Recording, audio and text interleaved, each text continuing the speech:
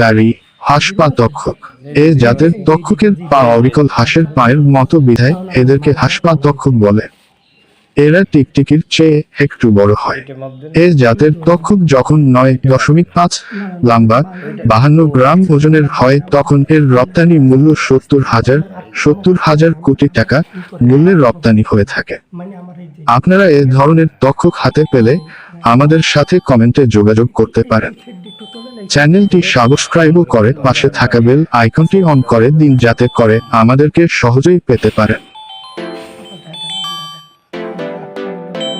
মার করা তো এই যে পরে কথা বলবো।